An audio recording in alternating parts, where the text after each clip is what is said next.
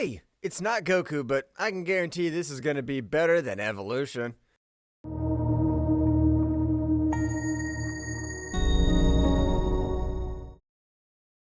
Did you know Dragon Ball Evolution was not the only live adaptation of Dragon Ball? There were two, actually.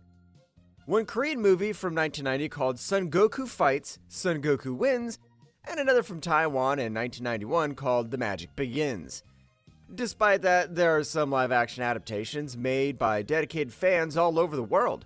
We have the Saiyan Saga trailer and the short movies Light of Hope and The Fall of Men. The overwhelming support from fans proves that a well-made Dragon Ball movie is not only possible, but also highly anticipated. On top of that, Dragon Ball itself has adapted its own stories into movies as well. Take, for instance, the official animation Dragon Ball Path to Power. It retells the story of when Bulma meets Goku in their search for the Dragon Balls, and finally having their wish granted. Just a live-action adaptation of that would not be bad at all. But for this video, we'll do something more challenging. We'll discuss the plot of a 2-hour movie adaptation of the Dragon Ball story before Z, including when Goku was a kid, the World Tournament, Red Ribbon Army, King Piccolo, and some more. It seems a little too much, but stay tuned to see if we can pull it off. For the casting, while we won't delve deep into it as others have done it already, it's interesting to note that Toriyama himself once told during a 2013 interview of Battle of Gods that nobody's better to play Goku than Jackie Chan.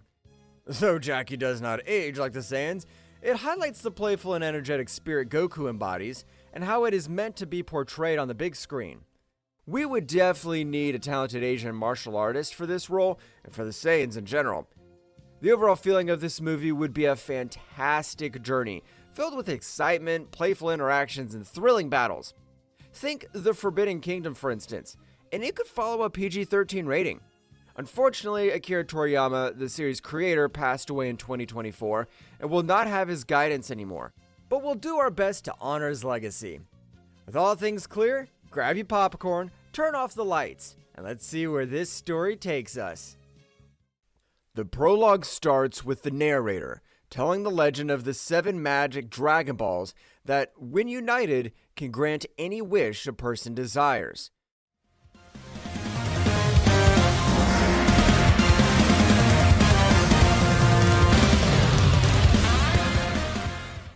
Then a flying trail cuts the scene, and we follow a blue-haired girl when she accidentally runs over someone.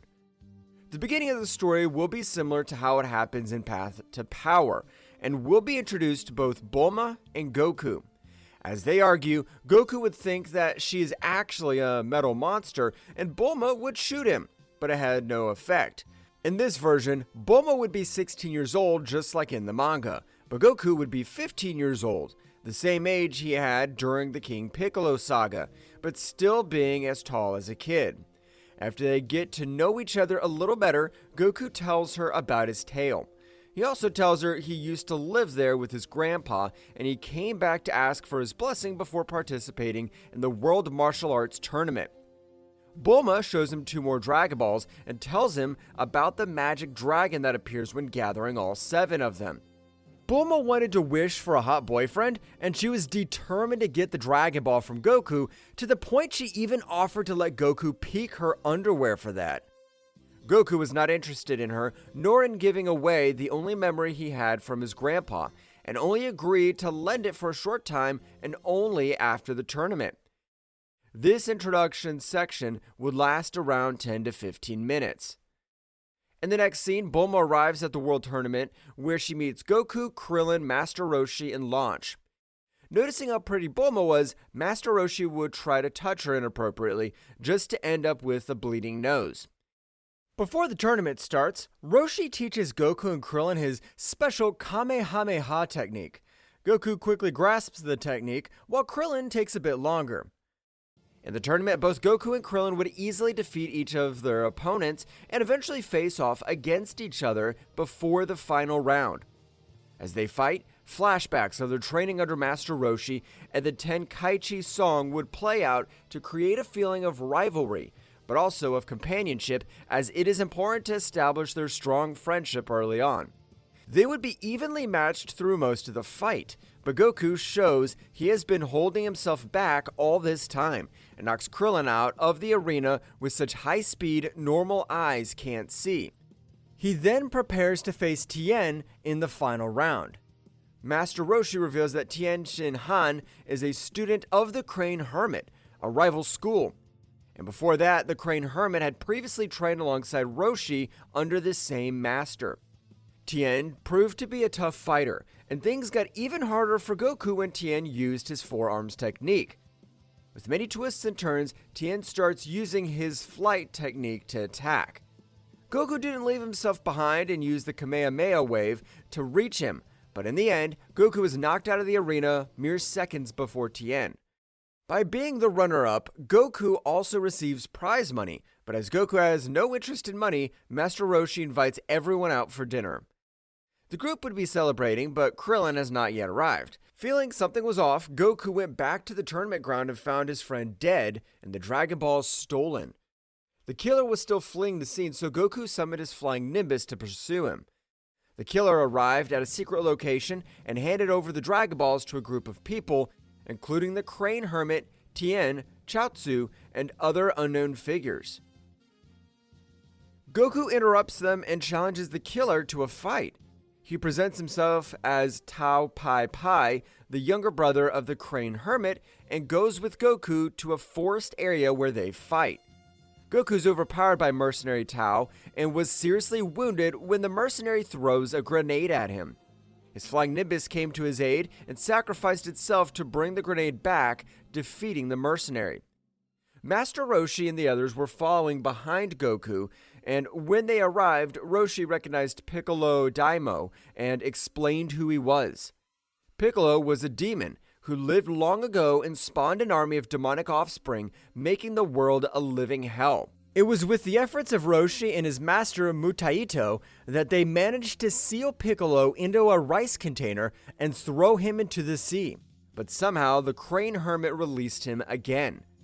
Roshi tried to use the evil containing technique to seal Piccolo once again, but he missed, and before he was killed, he addressed Tien, saying he was on the wrong path, but he could still sense good in his heart. With no more obstacles left, Piccolo uses the Dragon Ball to summon Shenron and wishes for his youth and power to be restored. After that, he killed the dragon so no one could defeat him ever again.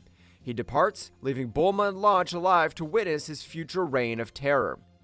Goku was barely alive when he was found by a man named Yajirobe, who climbs an insanely tall tower and delivers him to a talking cat who heals him with a magical senzu bean. He presents himself as Master Korin and that he was once a master to Roshi. Korin tells Goku everything that happened while he was unconscious and makes him drink from the ultra-divine water to draw out all of his potential. Before Goku goes down the tower, Korin gives him a new Nimbus. Until this point, the movie would be about 40 minutes in. Goku finds Bulma and she shows him the Dragon Balls have turned to stone. Goku believes the talking cat might be able to help, so he decides to take the Dragon Balls there. Master Korin tells Goku he should use his power pole to move even higher, and there he would find his help. And as Goku did, he reached the lookout and met Kami and Popo for the first time. Goku and Bulma thought he was Piccolo, but Kami explained that he and Piccolo were once the same person before he had to split his evil part in order to become the guardian of the Earth. He also tells them that he created the Dragon Balls. Bulma brings them to Kami, and he's able to resurrect Shenron, and the Dragon Balls are scattered throughout the planet once more as they need a year to be regenerated. And so the adventure begins. Goku and Bulma search for the Dragon Balls to resurrect their friends and free the world from Piccolo. The dragon radar Bulma created leads them to a forest where they find a shapeshifter named Oolong. There, they are briefly attacked by Yamcha and Puar, who flee because Yamcha is afraid of women. Then they will soon find their first Dragon Ball in a field of flowers. The radar leads them next to the Ox King's castle, which was under attack by the Red Ribbon Army. Yamcha has been tracking them and has arrived at the castle earlier, making Bulma believe he was there to rescue them and immediately fall in love with him. Goku then comes to their aid and defeats them all, In gratitude, the Ox King sends all his troops to help them find the Dragon Ball. While he was searching, Goku meets a 15-year-old Chi-Chi, and as he was confused if she was a boy or a girl, because he saw her wearing armor, he touched her crotch, making her extremely embarrassed. She believed he was proposing marriage, so she asked Goku directly, and he agreed without knowing what marriage was. Suddenly, they are interrupted by Bulma, shouting as she found another Dragon Ball. Their next location is in fortune teller Baba's palace. Despite being Master Roshi's sister, she only agreed to give her Dragon Ball if they defeated her strongest warrior. Goku goes to the arena to fight a man wearing a mask, and it's later revealed to be his deceased grandpa Gohan, whom Baba has made return to the living for just one day. Baba also reveals she was only testing Goku's strength and resolve, for she has seen into his future, and he would have to face much stronger enemies. As they're going for their next location, Bulma notices that the remaining Dragon Balls are all gathered in one location, and it was the Muscle Tower, the Red Ribbon Army HQ. It was a dangerous place, but Goku decided to go there alone regardless. With the help of his flying Nimbus and his power pole, Goku single-handedly defeated the whole army and climbed to the top of the tower. There, Goku defeated several machines and befriended Android 8, who guided him inside that maze. Goku finds Tien in the command room, and he explains that Piccolo has forced the Red Ribbon Army to obey him and collect the Dragon Balls before them. Goku asked how they knew all that, and Tien explained that since Kami and Piccolo are parts of the same person, he also knows everything that Kami does. Tien challenges Goku for a fight to the death for the Dragon Balls, and their fight ends in a draw. Ashamed, Tien begs Goku to be killed, but he refuses. Instead, Goku asks Tien to deliver a message to Piccolo that he wants to fight him in the next World Martial Arts Tournament. Android 8 carries Goku back to his friends, and everyone is amazed that he defeated the mighty Red Ribbon Army alone.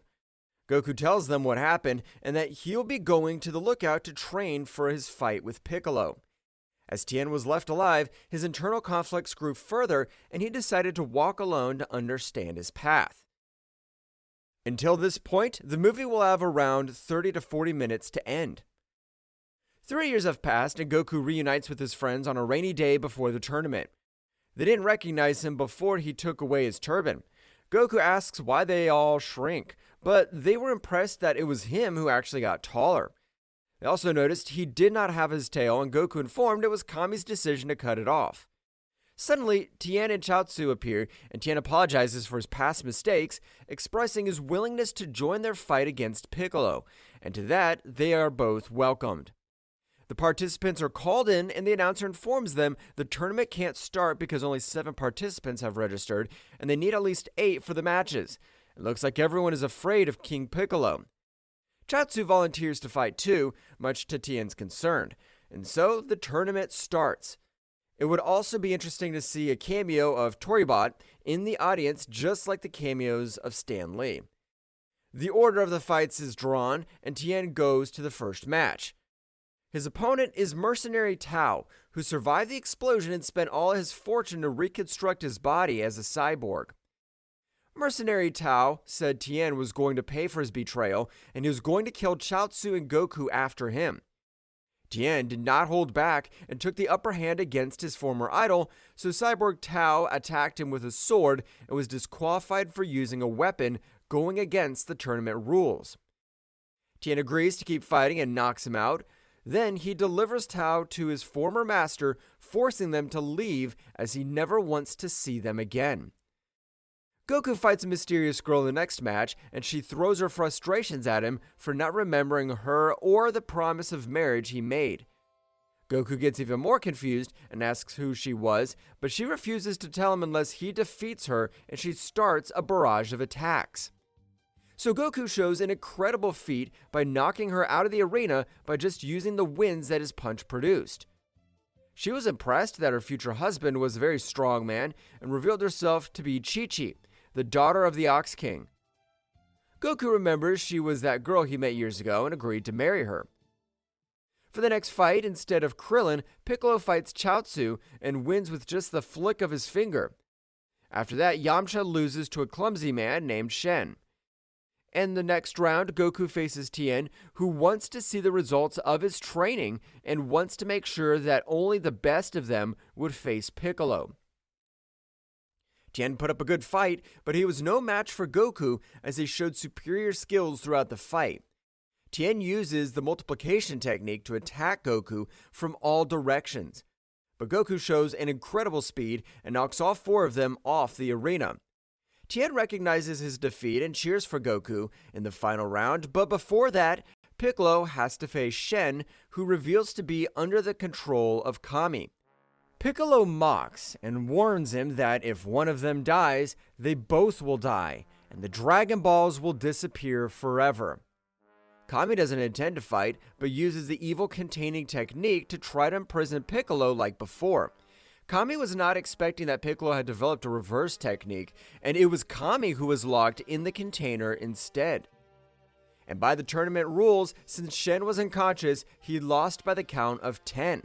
Piccolo then swallows the container, telling Goku that the only way to retrieve Kami is to kill him.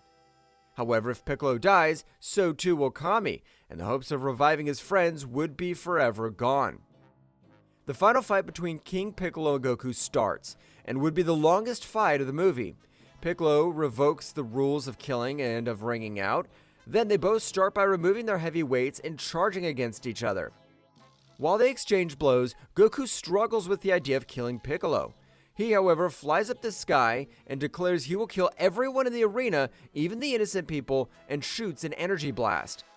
With no other choice, Goku counterattacks with a Super Kamehameha, and everybody else flees in panic, except the announcer and Goku's friends. Goku wins the energy clash, and the blast strikes Piccolo. While still alive, Piccolo had injuries all over his body and his arm was destroyed.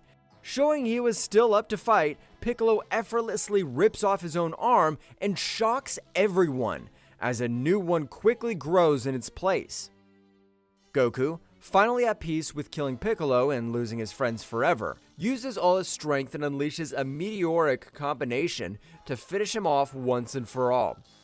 He was not counting for a sneak attack from Piccolo, as he blasted a hole in Goku's chest, severely wounding him.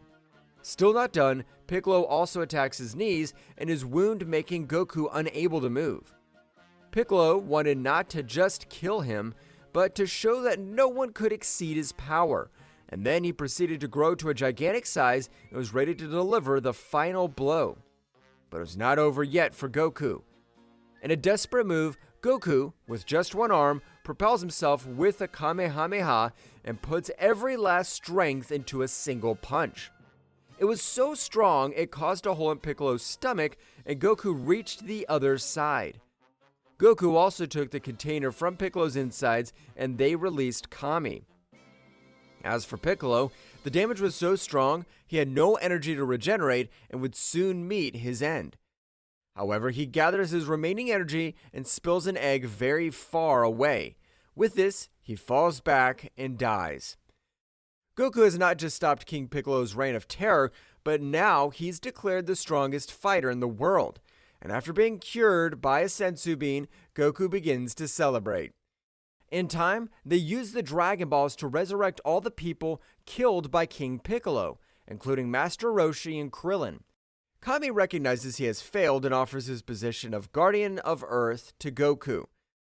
But instead, Goku calls his flying Nimbus and leaves with Chi-Chi as he has emerged to participate. And that concludes the movie. What are your thoughts on this? Did you like it? Was it better than Evolution? Leave it in the comments below. Also, consider giving a like and subscribing to help our channel, and we can bring more content like this in the future. Until next time. Also, don't forget, there is a post-credits scene at the end of this video. We watch as an old couple finds a big egg. When it cracked, there was a baby Piccolo inside.